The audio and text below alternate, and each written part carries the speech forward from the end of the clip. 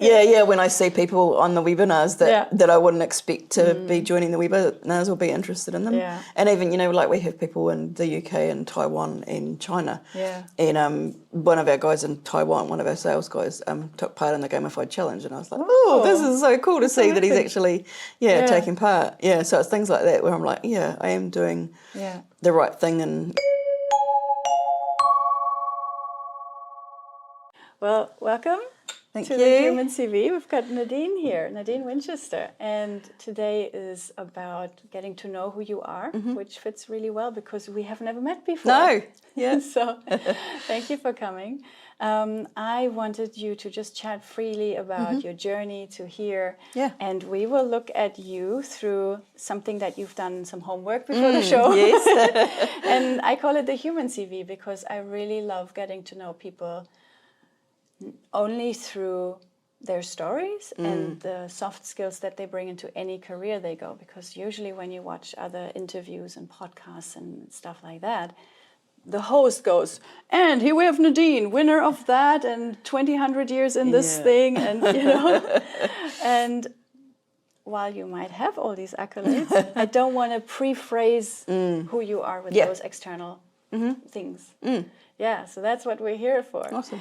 So I wanted to know from you, how did it go for you preparing this human CV, doing all these tests, answering all these questions? What was your experience like? I quite enjoyed it. I quite like doing those kind of surveys and finding out like different strengths and stuff that you've got. And then, especially for something that I wasn't expecting to see. I don't think normally it is what I expect to get from the results. But so you had a few surprises when you did this? Yeah, I think so. Yeah. Do you remember which ones they were? No, I can't remember. We might get back to it as I have a look. I've got it printed here for us. Yeah. So the other thing that I also love to highlight is in a normal CV, we only say about the past. This is where I have been. This is what I have done. But in this CV, we also have some sustainable development goals. And I made you choose, which is always very hard. Out of 17, like, which ones are your top two? I went backwards and forwards a bit, trying to find two that I could really say were my top two. And they might change, of course, as you change countries, cities, careers, or partners. There might be different aspects where you go, oh, I really want to fight for this cause now, and really put energy into that. Yeah. But in this case, as of today, we have in your top two the number 10 and number 13, reduced inequalities and climate action. What comes to mind when you think of those goals? Like, why is your heart burning for those now? I think the climate action one, I've always been a bit strong on supporting that side of, for that goal, like sustainability and just seeing there's so much more we can do. Yeah. And then, you hear people saying, it doesn't, my little bit that I do doesn't make much difference to the overall scheme of things, but it does. Like, if everybody said that, then we wouldn't get to the climate action or the climate goal that we want to get to. So true. Yeah. What are some little things where you go, it's a no-brainer, everybody should do that, but it really contributes in the larger picture? What is something that comes to mind? I think just using, firstly I use shampoo bars, so that removes a lot of, or shampoo bars, or there's one that I get that's like a powder that you add water to it, and then it's like in an aluminium bottle, so you can keep reusing the bottle. I've Dust seen that and Glow. one. Yeah, Dust and Glow. They're so New Zealand maker, aren't they? Yeah, and I saw them at a women's expo last year, I think. So I'll either use that or shampoo bar, just because there's less plastic bottles and stuff, so that's probably the biggest thing, is like less packaging and stuff where you can. Absolutely, yeah. It still annoys me, like when you go into the supermarkets and there's so many plastic bags, and you do a survey for them, and they say, what's our score on sustainable packaging? And I'm like, well, no, you're not doing very good on it. Like say no to the people that provide them in plastic bags, because I have seen a few that don't do the, like the lettuce and, that's the salad stuff in the big bins, I think, so. True. Yeah. For some things like fresh produce, we're really lucky here that we have things like farmers markets, like you mentioned earlier. So I was like, it makes no sense to buy a salad or lettuce wrapped in plastic. It already comes with its outer leaves. What really annoys me is that cucumber that's wrapped in plastic. Why? It's a cucumber. Yeah. I mean, I know there must be a reason why, but it just frustrates me. Well, if there was a reason why they do the cucumbers in plastic, then I would assume there's like capsicum also in a plastic. Exactly. You know, but they don't do it. So I'm like, no, there must be a way to get the cucumbers here without that. Yeah. So I will often shop at a fruit and veggie shop that doesn't really have packaging, or I always take my mesh reusable bags. Yeah, they're good as well. Yeah, it's true. It's tiny things we can do, or separating our rubbish, or if we create waste and put it in the right bins and stuff like that. Yeah, and I'm always big on I try and encourage my colleagues to have a reusable coffee cup when we go to the cafe. You read my mind. I was like, because I always you're have it. very involved at work. How does it ripple out there? Your climate action goal. How do you feel it shows up at your work? You already just said, reusable coffee cups. Yeah. We're pretty good because we have we don't have a rubbish bin at each desk. They just have like a little plastic box on their desk, and then we have all the different bins for them to try and make sure that they put like their green scraps into the green one, and then recycling into the yellow. We do what we can. We did have like a ESG committee as well, so they were looking at what we could do because we send a little bit of stuff overseas, so it's quite hard to try and balance that out, I guess, because it's essential to business. What the company produces is being shipped and logistical waste there, of course. I see what you mean.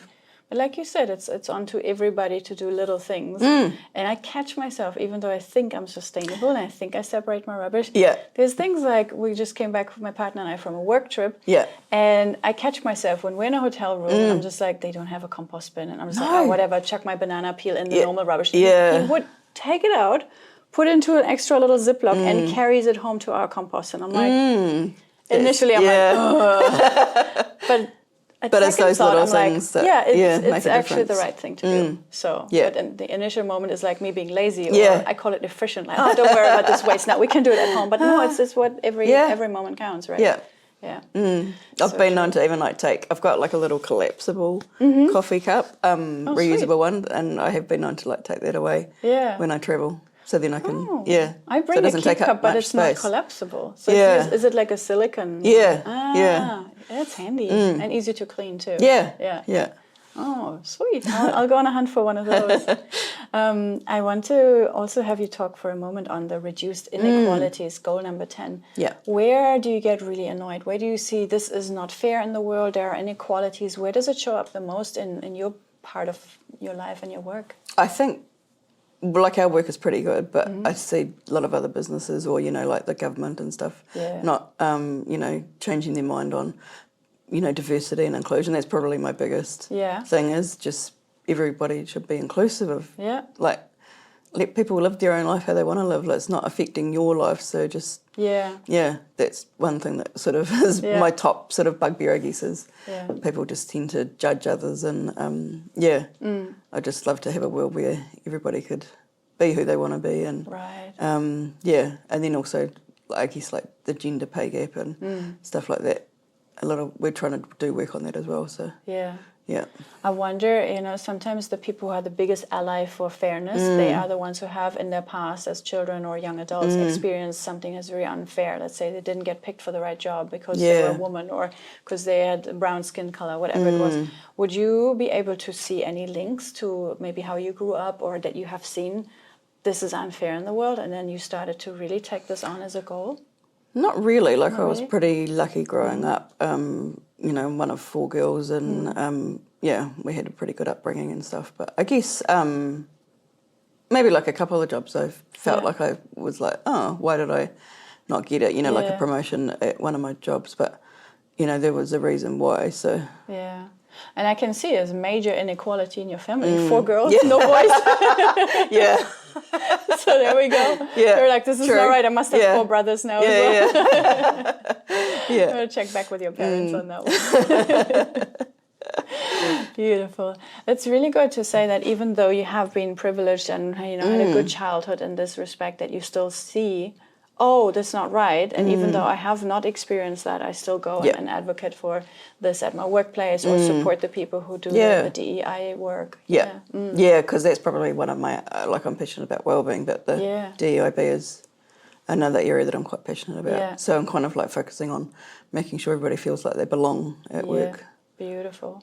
And with work, it's such a melting pot. You know, you have hierarchy and power struggles. Then you have pay differences. Yeah. Then you have inequalities in terms of who works how long and which hours. You know, you can have a lot of these little friction points where people say, "Oh, that's not fair," or or how do you measure when the work is done? Yeah. Or do you pay by hour, or do you pay by what is being delivered? So there will be lots of things where people come and say, "This is not equal between this department and that," or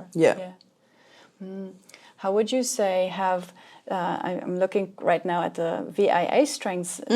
The first one is fairness, which also is, you know, what is inequality? It's not fair. So you really have a strong sense of this must be fair and this must be right. But I also see some others. So you and me, we share in the top 5 the humor. We already started giggling in the pre-interview chat. How would you say that humor can help a person to reach these goals, even if they are grumpy goals, like this is not fair, you know, or the climate, you know, there's a fear associated if we don't look after our earth. People often have a fear or frustration when it comes to inequality or climate action, but there's humor showing up. How would you say you navigate the world and these goals using I think it just helps you, you know, lighten the mood if someone's, you know, like in a real grump or they're not happy about their work or something like that, then just trying to you know, have a little bit of a laugh at kind of just, you know, and even like when you're, you know, like in times where people are struggling or grieving or stuff like that, even still being able to laugh just makes a big difference to the day. Yeah. When was the last time when you went in a situation, maybe even at your work, you had an employee that struggled and you were able to use laughter or humor to lighten the load? Can you remember an example? Probably not off the top of my head, That's but okay. I always try to just, you know, lighten it up. Yeah, if I can see that they're like not feeling the best or they're struggling with something and not happy, so I'll just sort of try and remind them of, you know, the good things and And when you have a moment of, or even a whole week of, I can't laugh at this is really hard right now. What are your go-to tricks to get you back into that light space, into this really uplifting energy again? How do you tap back into that? I think I probably would reach out to friends or we've got a dog as well, so dog is always good for reminding me that, you know. They don't have a bad week. Exactly, yeah. What kind of dog did you have? We have a husky. Oh, they're dramatic, aren't they? They are. So you just laugh at all their antics and like, oh, this is too big right now. Take me out. Okay. Yeah. So that would be good if sometimes people could act like a husky if situations were that dramatic. They just shake it all off and howl a little bit. I imagine that at the workplace. Yeah. The DEI and Husky Committee. Yeah, we're quite lucky because our dog's too old to be taken to work. He's 12 and a half. But our workplace is very inclusive on bringing your dog along if they're well behaved. So, my previous boss that worked there, she kind of, she didn't start it, but her dog was like the top dog.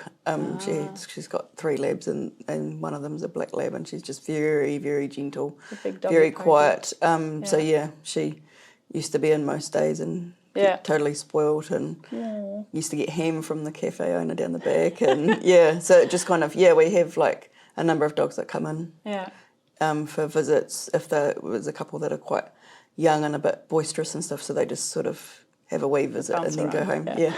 Just until they get used to it. Yeah, we've got big cushions, like massive big cushions that are for them that they can sit on as well, so they can come into the meeting rooms and stuff. Yeah.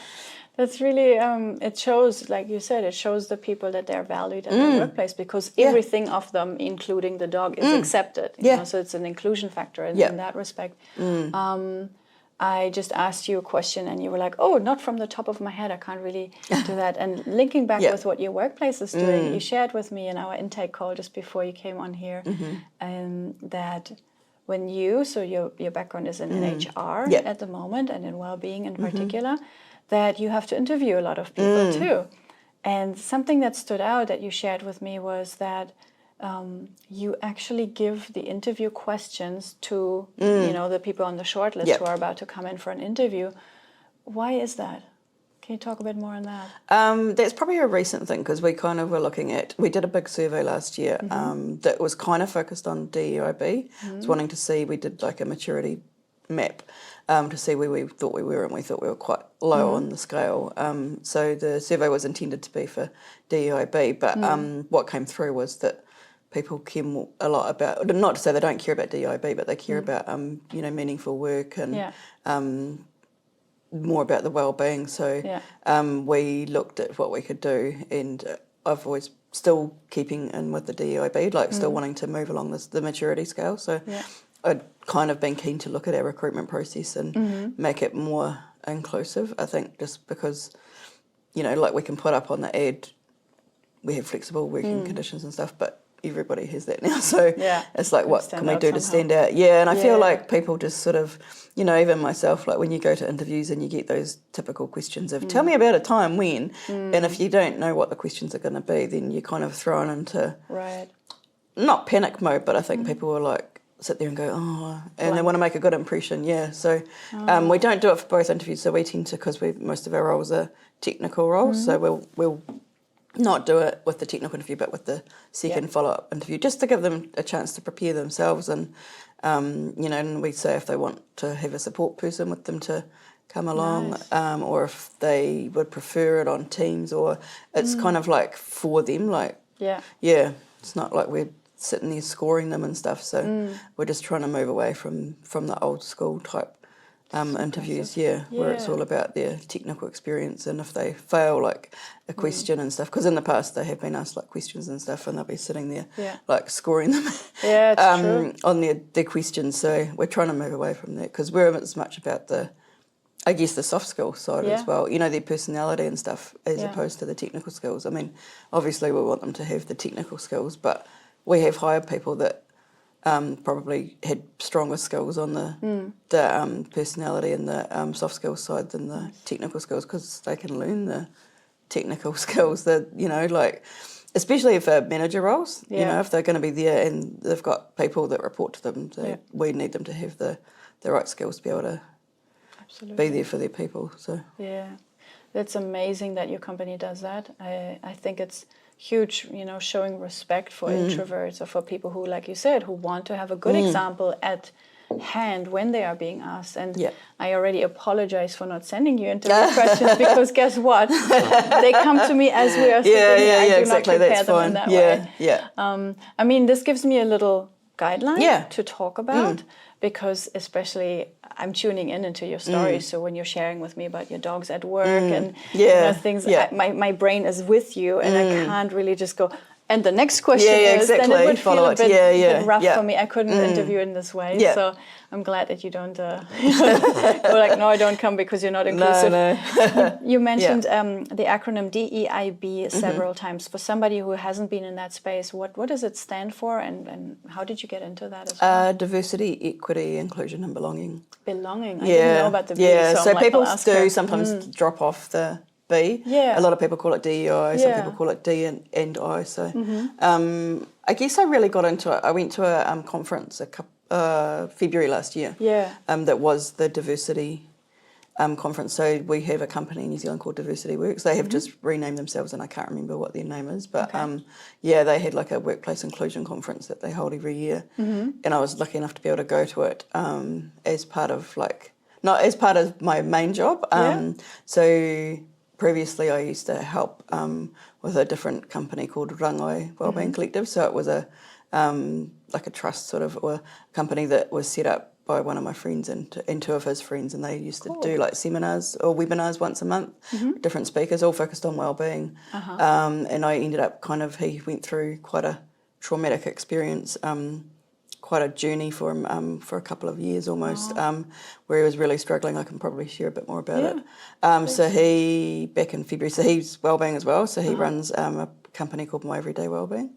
And so they do corporate wellbeing for companies and stuff, and so we've been with them for maybe nearly 5 years. And his brother got taken hostage. Over in Indonesia, so his brother lives over there, and he used to fly for an aircraft service that was based over there, and he got taken hostage when he landed in it's Papua. Not Papua. Can't remember what it's called there.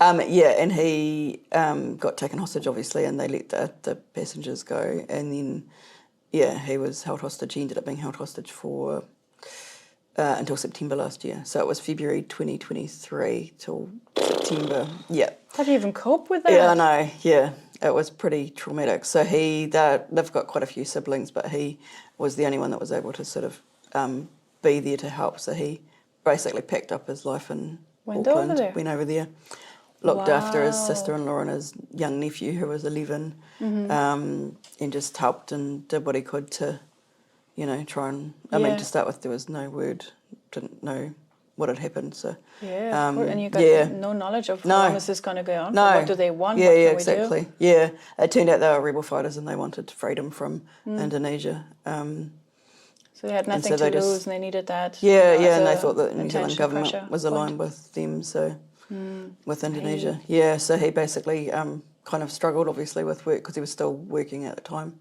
while he was over there.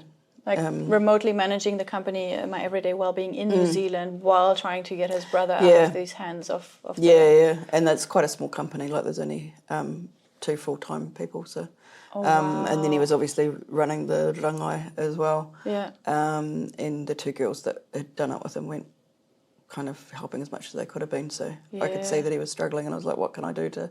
Then you joined the team? Yeah, I sort of just said, what can I do to help? And so I started off like helping with invoicing and stuff, and then just kind of ended up doing more and more, helping with the website, updating the speakers and putting posts on LinkedIn, and just helped out as much as I could to just take some of the stress and pressure. Because I was like, I feel like I'm helpless, like I can't do much to help from so far away. So it's like, what's practical that I can do to help? And he still thanks me to this day for helping him and helped out a little bit with My Everyday Wellbeing behind the scenes as well. So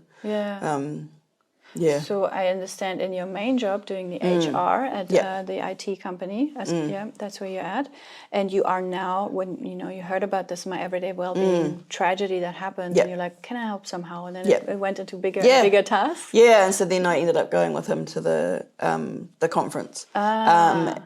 We did a stall, like a exhibitor's stall with the rangai, and then with My Everyday Wellbeing, and he was speaking at it as well because he's been through some pretty big stuff as well, not just the hostage stuff with his brother, but I just went up to help and sit on the stalls, but I got to go as well, which was really, really cool, and I was like, I really like this whole DEIB space, and that kind of fitted, and it kind of aligns with the wellbeing as well. So 100%. The work that you do at your paid job, well, the other one paid, I assume too, but your main job that you're doing, or the one that takes the most time, you can use all the My Everyday Wellbeing tools, resources, and what they are producing as content or services that they have, and use it for the job that you're doing in the HR and wellbeing space. I think that's what I love about it so much, is because wellbeing's not.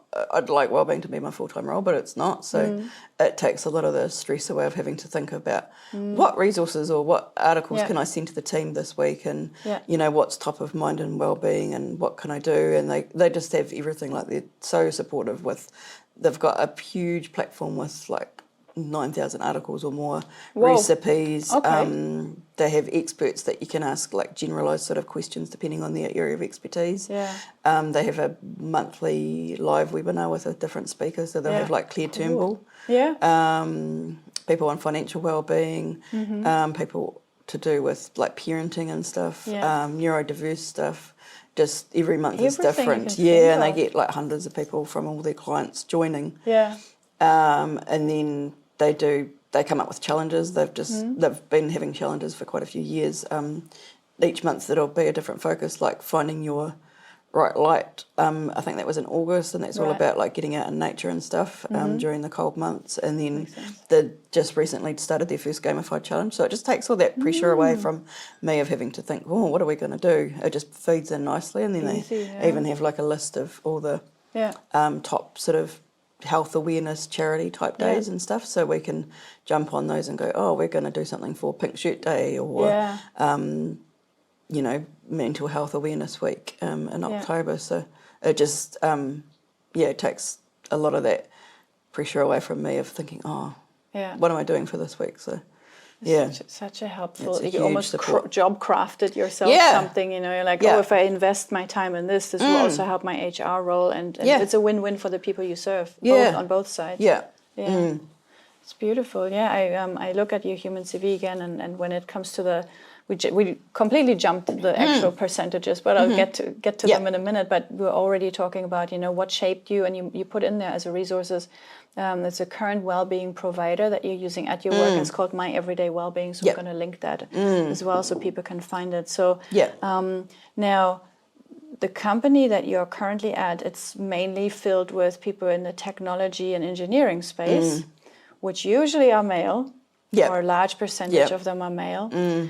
Which is not necessarily the demographic that is known for talking about emotions, looking after mental health, you know, showing empathy, and even though they might feel it, but what have you learned in you know, little tricks, any advice? Oh, this worked really well for my tech guys, or you know, to have the stereotype exists for a reason. We're trying to break it down, but what have you felt works really well in your company? I think just trying different things, because obviously well-being's not. It means something different to each person, so you got to find something that, you know, you might hold like a lunch or something, and that might get, you know, 80% of the team there, but there'll be some that don't want to sit down and have lunch, or you might do a webinar and it, you know, it'll catch some people. Or like next week is World Wellbeing Week, so we're doing a few things for that. So I always, in the last few years, I've been organising like a winter wellness breakfast. So we do like porridge, and I'll cook up some berry compote and have all the different toppings. And then because we've got quite a few different dietary requirements, we always make sure that we look after those people as well. So we'll have different toppings and different, you know, like cereals and gluten-free bread and vegan bread and stuff. So we make sure that everybody can come along and have breakfast. And then as part of that, we're doing massages as well. Oh, sweet. Yeah, how can I sign up? And so obviously that, you know, not everybody wants to have a massage, so that's, you know, just a select few people that want to do that. So it's just like providing different things and different options that to make sure that, you know, everybody has a chance to, you know, participate. That's so good. And I think the longer you will do this, it becomes part of the company's culture. You know, the new hires that come in, they already get just absorbed, and there's champions at your work that just introduce those things to them. Yeah, and I think it's even, you know, like having different speakers and stuff. You know, there's probably a few that were a bit doubtful about when we got My Everyday Wellbeing, what benefit there was to it. But you know, like I get a little bit of a, you know, a kick. When I see people on the webinars that I wouldn't expect to be joining the webinars or be interested in them. And even, you know, like we have people in the UK and Taiwan and China. And one of our guys in Taiwan, one of our sales guys, took part in the gamified challenge, and I was like, oh, this is so cool to see that he's actually taking part. So it's things like that where I'm like, I am doing the right thing, and you know, we just need to keep going.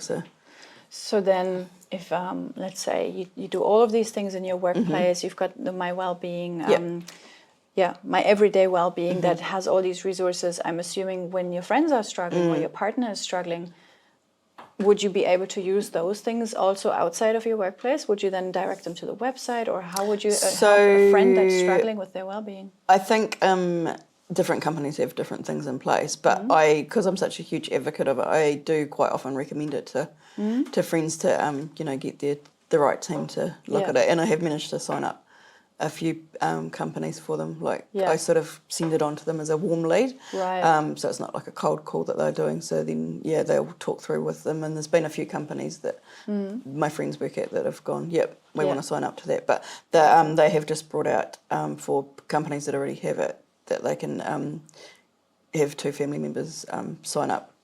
That's cool. That live with them with full access, so they get access to the webinars and the challenges and everything that we get access to. So if I, who is not associated with any company, wanted to have the benefit of My Everyday Wellbeing, would I still be able to also sign up as a member of public, or is it only it's for work? Workplaces, and I think at the moment the minimum is 10, just because of the setup and stuff. Absolutely. But that's still pretty good. Like they have companies that have got 10 up to companies that have got thousands of employees. So. Absolutely, and ripples out to their families, like you said. So for everybody who's watching, if you have a company that has more than 10 people, you better sign up very soon, because look at what it can and create. It's so affordable, it's much more affordable than other companies out there. So Oh, that's amazing. We just love it. Yeah.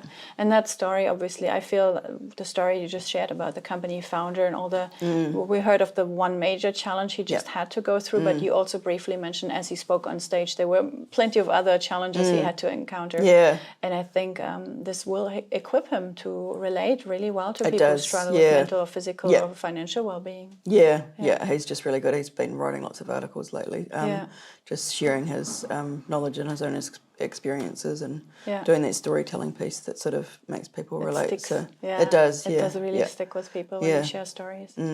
What I would like to know about you, again, story time, you know, when we look at the profile. So in the beginning, when you filled in all these questions, I used some of the most common and well-researched personality tests, like some call it Myers-Briggs. Now it's called yes, I remember 16 doing personalities. that back in the day, Myers-Briggs. And so they've been renamed, like certain things, you know, or Strengths Finder. There are others out there, but the one I want to look at now is the DISC profile and your Big Five, and sometimes the Big Five is called Ocean Test because it stands for openness to experience and then conscientiousness and all that.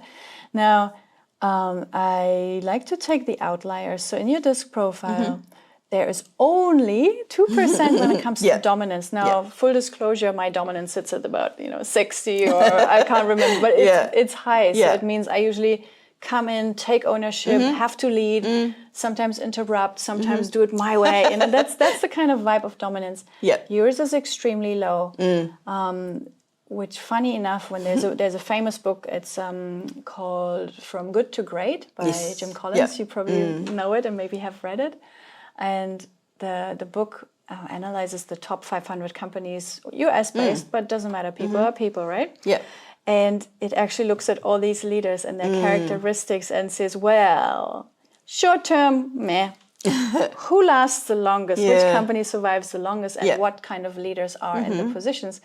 Funny enough, according to this book, according to raw, hard data, you would win that. Really? So if you and me would be leaders, you who have a more introvert, more leading from behind, as they call it these days, you would actually out-lead me in the long run because people would stick around with you a bit more than with me. So some people might look at the dominance and say, oh, I'm a pushover. I'm agreeing with everybody. I don't just jump and say, it's my way and this is where we're going. How do you make that work? I want to learn from you. How does it work when you're not the loud one in the room, the one who's like, bulldozing away?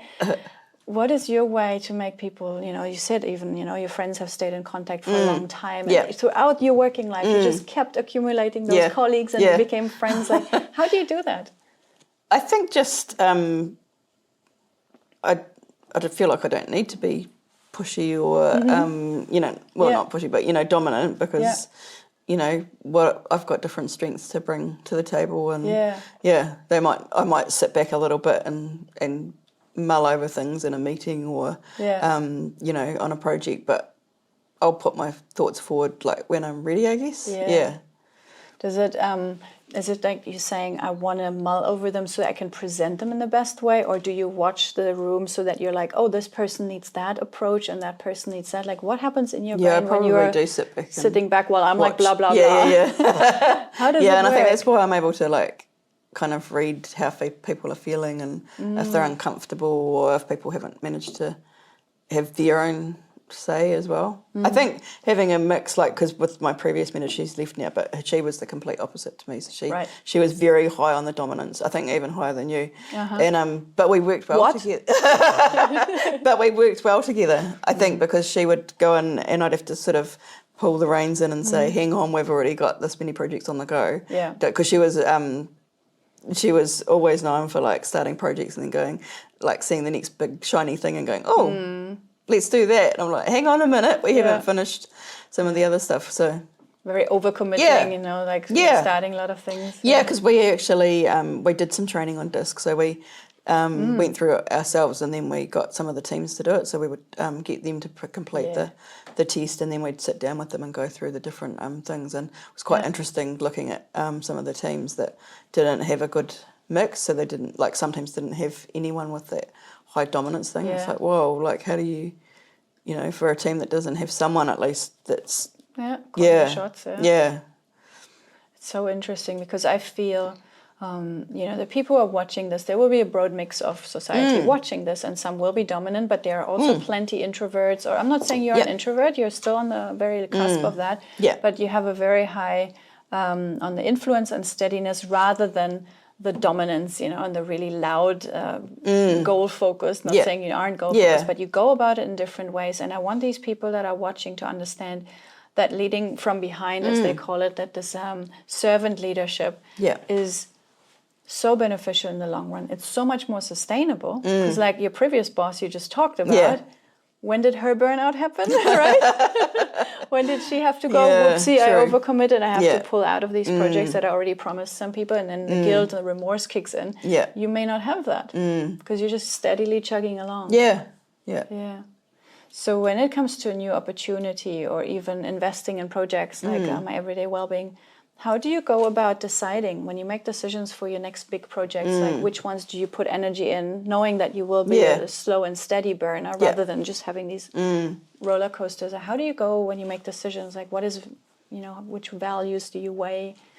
I think, I'll consider them a lot and just see which is going to provide the most. Like for me personally, like I won't just jump into something until I'm sure that I want to be doing it, even like outside my work life as well. Like I'll just sort of make sure that it is something that I want to do, and sometimes I'm like, oh, maybe I should just jump in and like not think of the risks and stuff, but I probably weigh up the risks a little bit before I would just go, oh yeah, let's do this. So when somebody watches this and they want to join maybe a company, they're not sure, they want to weigh up the options as well. But sometimes you don't even know what it's like until you're in it. Exactly. So how would you teach them or give them some guidance and say, well, here are some ways to try out things in a safe way, in a risk-contained way, so that you don't have to feel like you're risking too much, that you're jumping in and not consider everything. How would you help them through that challenge? When they were starting with us?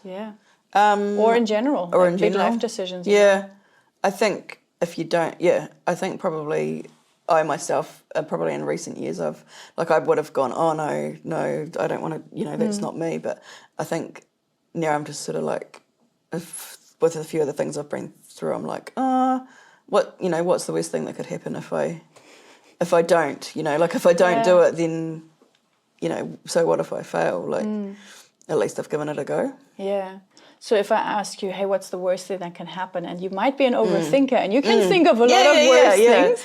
How do you calm your brain down there? How do you manage the answer to that question that your brain comes up with? Oh, horror scenario 1 to 4. How would you go? Because I've always been guilty of being like that imposter syndrome thing as well. But I'm trying to sort of, I don't know, overcome it, I guess. But and just sort of go, well, I've got as much value and skill to bring to the table as other people, but I do struggle.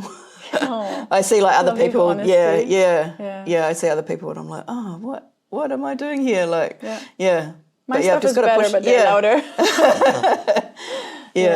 Especially like in the wellbeing space as well, because I feel like I'm still quite new to, like some people have been doing it for years and years, and some people do it as part of their full-time role. So I feel like I've still got a lot to learn in that space, but like talking to others, like because I'm like, oh, I didn't, how did you learn about this, or how did you know about that? And they said, oh, we all just learnt by doing. By doing.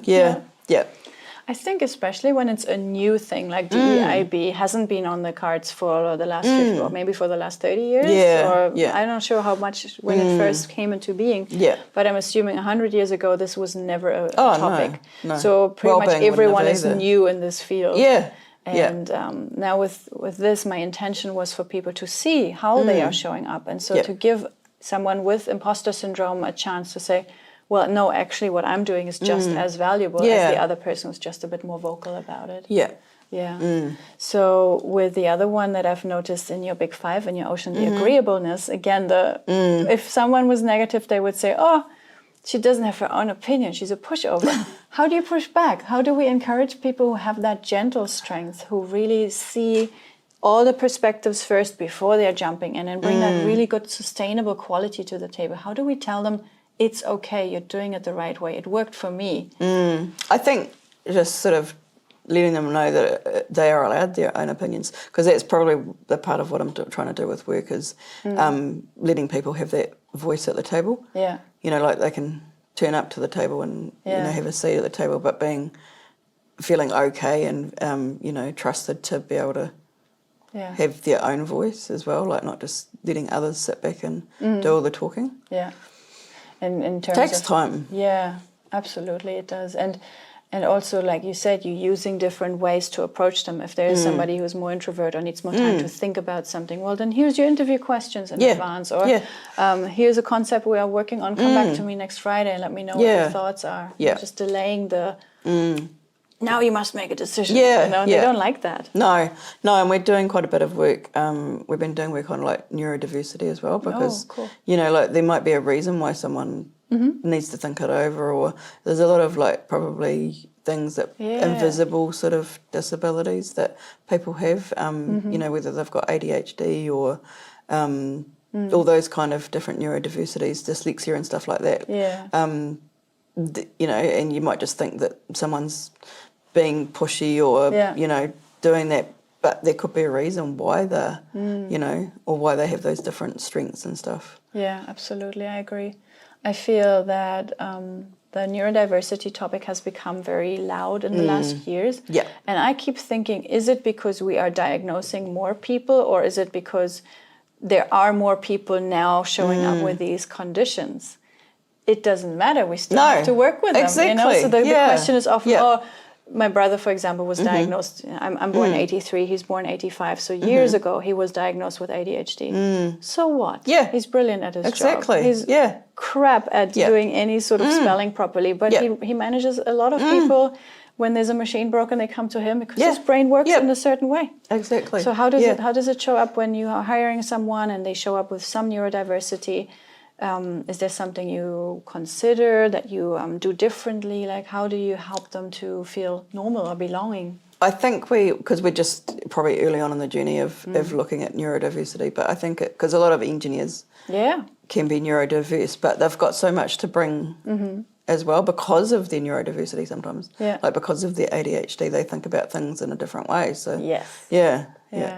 Because we're just looking at doing some training later in the year with Unlock Innovation, so they do dyslexia. So it's Dorinda Britton. Oh, of course, I know. I didn't know she was doing that at the moment. Yeah. So we met with her. We've met with her a couple of times, and we're quite keen to just run some workshops with the managers and leaders, and then also with the rest of the team as well, because we just want them to feel it's all part of that inclusion thing and belonging again. Absolutely. Yeah. And just because someone, you know, like might have ADHD or dyslexia or something, it doesn't mean that they can't, you know, sometimes they bring other strengths and skills that people that aren't neurodiverse. Yeah. What I've noticed, especially, you know, as you're in the workplace, you're also not just looking at a person, what technical skills and what character do they bring, but also what's the desk they need, what office environment do they require, can they zone in?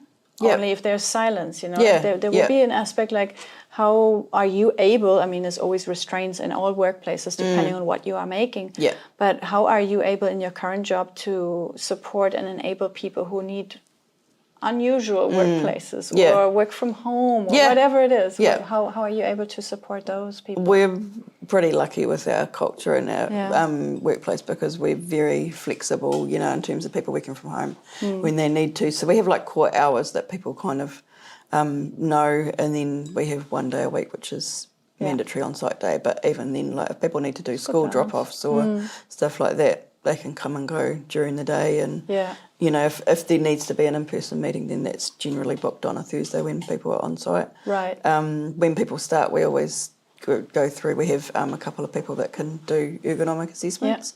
But if people want to stand up desk, they just need to tell us. We've got plenty of spares at the moment, but you know, like before that, if someone needed it, then we would get it for them. Like, we're not going to make them go get a medical certificate from their doctor to say they've got a back issue. Like, if people prefer to stand up to work, then that's what they can do. We just try to be really inclusive for whatever their needs are. But we're always looking at things we can do to improve. You know, we were just talking the other day about we probably need to look at having a space for, you know, if we don't have anyone that is breastfeeding or anything, but if they did, then we would have to look at making one of our meeting rooms that sort of safe space for them. We've got one lady who is she does Ramadan and stuff like that, so we consider like, you know, her working different hours, and if she needs to do stuff, because obviously they don't eat when it's when the sun is up, so you know, and they do prayers and stuff, so we're like, oh, do we need to have like a space for her that she can go and do her prayers when she needs to, and feel like she doesn't need to go home or stuff like that. It's kind of thinking of all the different bits and pieces, and just but it's trying to make them feel like they can speak up and say, that's my thing. That's beautiful. I've seen some companies implement those things, like dedicated prayer rooms or breastfeeding spaces, nursing spaces. It's just, like you said earlier when we talked about recycling and cleaning up rubbish, you know, every little thing counts. It does, Even if it's just a corner in the office, then it might turn into a dedicated room. But as long as you move towards it, people see and appreciate the efforts that have gone into that and the thoughtfulness that you bring. I think it's part of because of what we do as a business. It makes us think about, you know, not just the customers, our end users, but our own stuff as well. Because you know, like the work we do is pretty meaningful. It's helping enhance the lives of people that are disabled. So So I always say, you know, there's the customers are the ones who pay money for your products and services, but your first customers are your people. Without the people, there's no company. Exactly. And you show that absolutely. What is in terms of what you would like if you had a magic wand and something in your company could be done? What is the next thing you would implement apart from the breastfeeding and prayer rooms? Ooh. Spontaneous question. I think just you know, we're working on it at the moment, but just so people know what their career pathways are, and so we're doing a lot of work around salary transparency. We've got like this tool that we use for mapping salaries and stuff, so we can compare it to other engineering firms. And then we're working on a capability framework as well. So we're just working on the different sort of, it'll form basically for new position descriptions once we've got it set in place, and then people have quite clear goals that they know they need to work towards to be able to be ready to be promoted to the next engineer level. I love that you bring up this topic, because my usual curiosity whenever I sit with somebody who works in HR is like, yeah, but in the future the robots are going to take our jobs. What do you do? So that's a big topic at the moment in HR, about descriptions are changing. People don't even know what jobs we will call them in the future. What is some ways in which you approach you just go, you know, we'll just wait and see what will happen, or do you go, no, we must implement certain things like a mapping tool to see career paths? Because the people that you currently have, they're wonderful. You hired them for a reason. They're absolutely capable because that's what you hired them for. And I hope you want to keep them as the company continues. So in what way can you support them with, you know, the future fears they might have, or any threats from the outside world or other companies even that will affect your people? How do you defend them like a mother chick? Like what would you do? We're quite lucky because we do have a lot that have been there for, you know, 10, 15, 20. One guy's been there for 30 something years.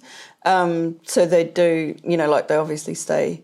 Yeah. Well, you'd hope they're staying because they enjoy the work and the environment and stuff. But we also believe that if someone is wanting to move on, that we're not going to hold them back, and you know, like they might be ready to go to a different role. Like some of them start with us as interns as well, so beautiful. You know, it's quite cool to see them grow up, and but yeah, if we feel like we've given them skills and values and that they've learnt, you know, and they're ready to take that next step, then we feel like, you know, it's time. Yeah, it's time for them. Yeah, if it's time for them to leave, then like when children have we're not gonna tie them to their bed.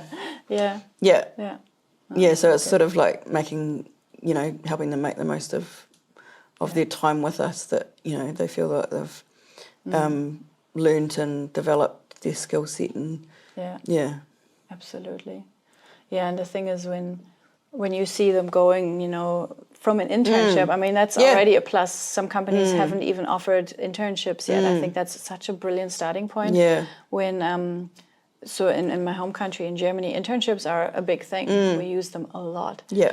And when we talked earlier about, how do we help a person who wants to think options through before they commit to a 4-year expensive degree or a job that they might want to leave after 2 months because they realize, oops, that's not me. Yeah. Internship are such a safe way to explore, to get a feel for what's included in that role. And we get as much out of it as they do, like, because we're lucky we use it.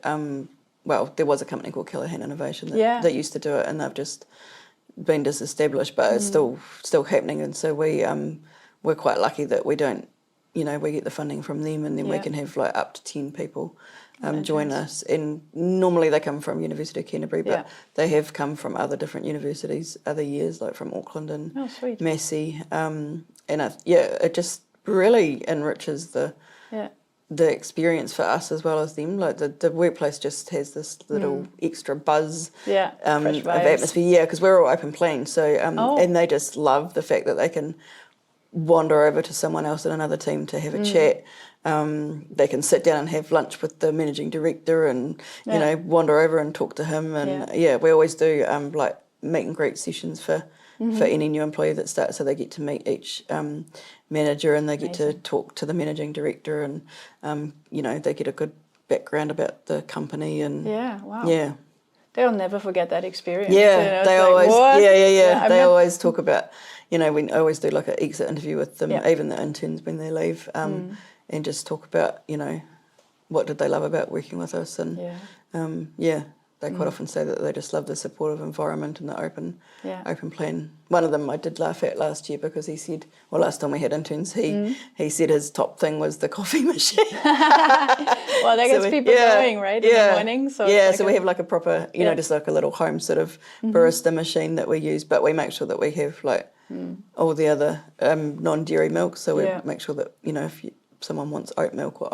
almond or coconut or soy, that's there for them. That's really good. So I think I want to quit my job now and work for your company. I know people talk about that sort of stuff, that and the fruit bowl as being sort of that fluffy side of wellbeing, but I think you need to still have that, but build on that and have a lot of other stuff that's at that deeper level, which I think is what we're doing now with the capability framework and the salary transparency, and like people want to make sure that they're doing meaningful work. I mean, they probably feel that they are because of the end users, but still got to encourage them or comment on where are they at.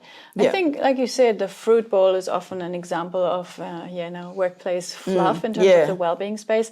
However, I think, no pun intended, but maybe pun intended, the fruit bowl is the cherry on the well-being cake, on the culture cake, exactly. And that cake needs to be made with care and precision and weigh all the ingredients and say, well, what do we have? Ergonomic workplaces? Do we have interviews where people feel comfortable? Do we have internships on offer? That's the cake. It is, And the fruit bowl is a nice to have. It adds to it. It is visible. But all the stuff you do behind the scenes, all the mixing of the eggs and the sifting of the flour. Good way of looking at it. Yeah. Speaking of food, you told me that this is one of your favorite topics to talk about. And you also, what I've learned in the workplace, whenever we do a team lunch, it's the best way to bring people together. Put food there, put some music on, people are happy. What do you bring to a company potluck? What's your recipe of choice? What's your food you bring? I always get told that I have to bring sausage rolls. Sausage rolls. Very Kiwi. Oh, right. But I think just at all the different workplaces I've been, they just, once they've tried them, they're like, these are so good. You make them? Yeah, I do. Oh, not just like frozen. No, I can't eat. You can't eat those. No, unless it's like a good bakery. But I don't know what it is. People just really love them. So made with once love. they've tried them, must be. And they always ask for the recipe, and I'm like, because I always put different spices in depending on what. What spices I feel like putting in on the day. So I'm like, there is really no recipe. it's a one-off, it's a unique sausage roll for that day. It will never next happen time it'll again. be different. That's how I cook. No recipes except for cooking something specific. True. Like baking is usually where I use recipes, but everything else I'm just like, beautiful, wonderful. I probably want to finish off with, I assume you're very happy at the workplace you are. You already mentioned, if anything, I would wish to include include even more well-being and make this my full-time job. Yeah. So if anybody watches this, wants to either collaborate with you or offer services to your company or whatever, wants to just have a good old chat about sausage rolls and HR topics. Yeah. Who or what is something you want to call in, you want to manifest, you want to create? Like, which kind of people should approach you? What projects would be fun to collaborate? Well, I think I'm probably open to collaborating with people that are in that wellbeing space or passionate about it. I probably do already have like quite a few little projects that I'm doing outside of my work job. So I help organise this monthly catch-up that we have just with wellbeing professionals. No, they're not necessarily in wellbeing roles, but if they're passionate about wellbeing. But we have quite a range of people from occupational health to people working in wellbeing roles or HR. So we just do like a wellbeing, like a monthly catch-up at West End Stories every Friday, first Friday of the month, just for people to connect and stuff. And it's quite good. We keep getting new people coming along, introducing new people to the group. And then I've been working since February with a group of people that we're steering group, setting up workplace wellbeing professionals, Aotearoa. So I feel like doing that sort of stuff is helping me get towards where I want to be heading next. And I was like, oh, well, it's not going to come to me, like that wellbeing role is not going to come to me. So I need to, put myself out there and do stuff. And, like when they said, they wanted me to join the steering group, I was like, what, me? Like, what have I got to bring? But I think as time's gone on and I've been part of it, it's been quite fun, and we've done lots of like brainstorming and had an in-person session because we're kind of based all around the country. Okay. So it's been virtually. And it's going to be really cool because it's going to be for people that were like me starting out in wellbeing and not sure, like how do you do a wellbeing strategy or, and so we'll be looking at doing like a resource hub, and we're going to hopefully do a conference later this year and have like peer resources and webinars and a lot of like resources and stuff for people that just, and so they can feel part of a community as well, because it can be a lonely place. Like if you're a wellbeing person, sometimes it's the only like there isn't other people, and like because we're such a small company, I did have a wellbeing committee last year, but when we restructured, unfortunately we lost a few people, so I sort of ended up doing the wellbeing by myself. But I know there is people that are passionate about it as well and can help out when needed to. So I think you're already paving the way for you, surrounding yourself with these people who are already in these professions, which means then you learn about, what's this lady in Wellington doing? What's this guy in Auckland doing? And just that's what it's learn all about. from the best. And then you implement it or not. But either way, you are always surrounded by the people who are having the same passions at heart with you, at the core. Beautiful. Where can people find you if they want to connect with you? Do you have an email, a website you would share, or say, here's my phone number on the internet? Like, how would you like people to reach out to you? Probably like LinkedIn is the best place for professional connections and stuff. So I'll put your LinkedIn profile in the show notes. Beautiful. Cool. Awesome. Hey, thank you so much for being here. I enjoyed that you shared all about these passions and that leaders can lead with non-dominant skills and also with agreeableness as a main core trait that you bring. A very high number here. I was like, I've never seen someone with that score. So I was very fascinated, and I think by the way you show up and how you have been, I normally don't put all the titles and accolades in here, but you have been given a Wayfarer, Wayfarer Award. Can you briefly brag about that? What happens when people actually show up like you? That was back not last November, but the November before. So it was like the inaugural awards that Southern Cross did for Southern Cross. We use them for our health insurance. So everybody at work gets health insurance subsidised through them.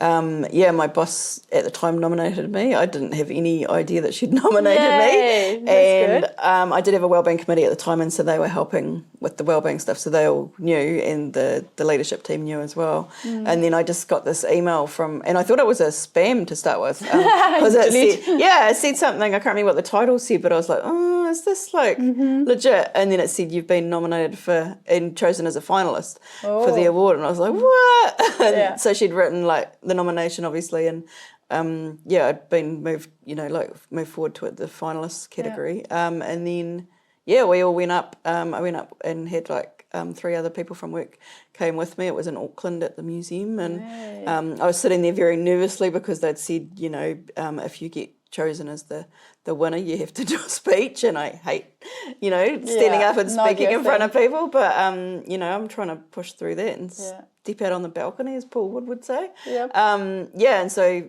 they announced like the 3rd place and then the 2nd place, and I was like, oh, that's all right, like I've still managed to get to a finalist. That's still pretty amazing. And then they said my name, and I was just like, what? Yeah, so I had to get up and do a speech, but it was really, really cool. Yeah, so this is actually part of the award. So Ponamu. Yeah, so it was this beautiful wooden trophy. Yeah. And it had, because it's the Star Wayfarer Awards, so they'd created and designed this award that has like this star hanging, and this would sit like in the middle of it if it was in there, but obviously, you know, you can use it to wear as well, so it's pretty cool. Yeah. What an acknowledgement of quiet, influential leadership and not the loud, you know. Beautiful. And I think this is to encourage people. You can be steady, dedicated, consistent, and more observant at first, and yet you still get your things done with less burnout, with more sustainability, and with a smile. You came in here this morning and it was a bright, colorful jacket. Now you're here with these other colors too.